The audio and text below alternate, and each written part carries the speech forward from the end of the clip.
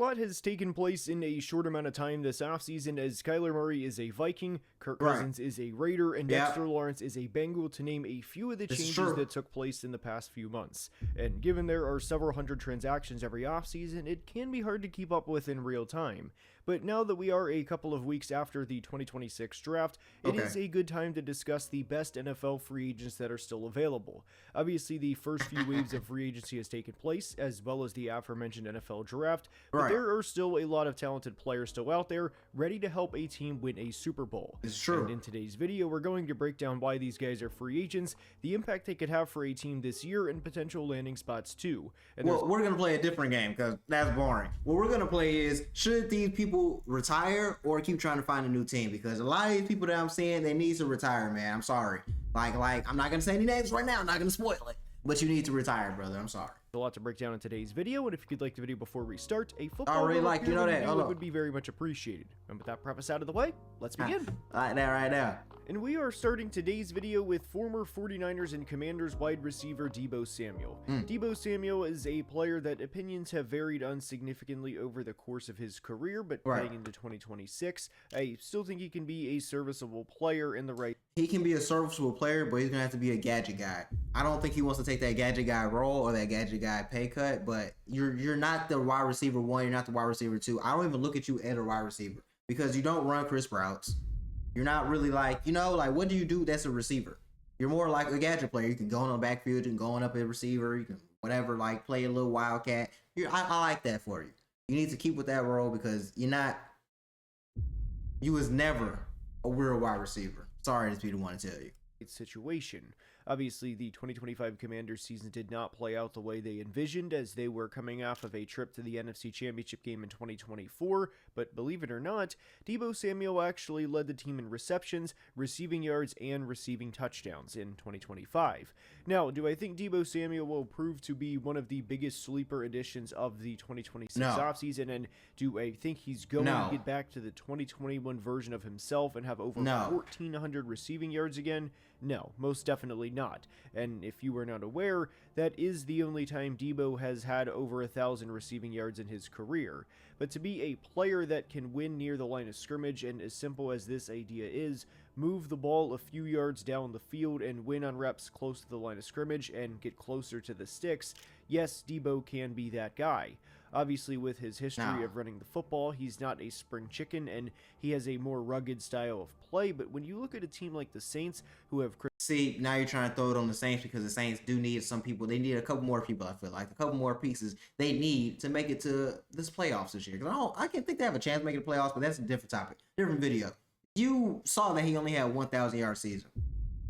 You see how he's talking about how he's running out the backfield and how he's rugged and rigid. Hey, I'm trying to tell you, he's a gadget guy. He needs to take that gadget guy pay cut, and he doesn't want to take that gadget guy pay cut. You need to go on a contender, get that vet minimum, and you try to live out your days in peace. Chris Olave, Jordan Tyson, Devon Bailey, and Bryce Lance. Is adding Deebo Samuel, a clearly different player than those guys, a bad idea? I don't think so. And per over the cap, the Saints have $8.2 million in cap space, but I'm more so looking at what would be a friendly option close to the line of scrimmage for Tyler Shuck as he enters year 2. Right. Chris Olave and Jordan Tyson are really good route runners, and they are very good football players, but I don't think trying to bring in Deebo Samuel for a one-year deal wouldn't be a bad idea. Now, I do want to break down running back Joe Mixon, but there is a lot of uncertainty surrounding Joe Mixon at the moment as he missed the entire 2025 season due to a leg injury. I'm not trying to be a pessimist. I'm not trying to be like a bad guy, but I think Joe Mixon needs to retire.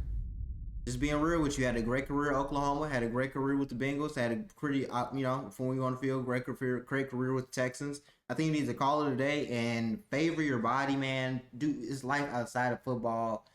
You just missed the whole season. I think it's time to just put it up. I know you still got the competitive edge. You want to go and you want to. I don't want to see you going to that. I don't want to see you going to shady mode. And Shady deserved to go shady mode. I don't want to see you go shady. You know what? If you know, you know, man. Shout out to Slim Shady for getting them rings.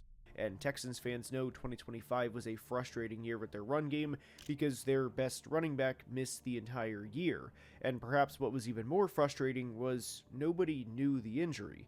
So we preface this part with obviously NFL teams are going to have more research and intel on this than myself, but if he is close to the player he was in 2024, then this could be a big free agent pickup prior to the 26 season. Admittedly, when Joe Mixon went to Houston, I thought his career was on its last legs, and I thought he was going to have the type of year that, well, several running backs have had when they go to Houston towards the end of their career. This is true. Most notably Mark Ingram, and that 10 years from now, you could say, do you remember the year Joe Mixon played for the Texans? But he ran for over 1,000 yards in 14 games and had 11 rushing touchdowns, and even added an additional 300 receiving yards, and probably played a big role in helping people win their fantasy football leagues that year.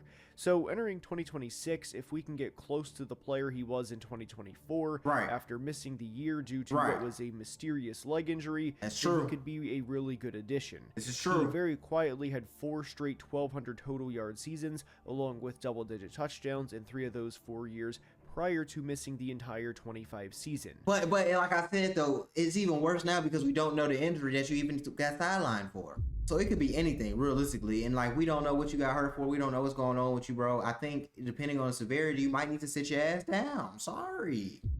You might have to sit down, bro. I think it might be best for you to just sit down. Like I said, like he said, really, you're on the back leg of your career. Everybody's not going to play 30, 40 years. You already really exceeded your limit when you was the number one option with the Bengals, and they ran you into the dirt. And now you're going to the another number one option. Oh, you got hurt for a year. Sit down, man. I don't want to see what happened to Nick Chubb happen to you. I do think a prerequisite for Joe Mixon to sign elsewhere would unfortunately require a running back to go down in the training camp or preseason, but there could still be something there with Joe Mixon. And before we continue, I recently announced I am moving to Charlotte. Man, that's cool, man. You're moving to Charlotte? I don't want to move to Charlotte, bro. I'm not really interested in you moving to Charlotte. For sponsoring today's video.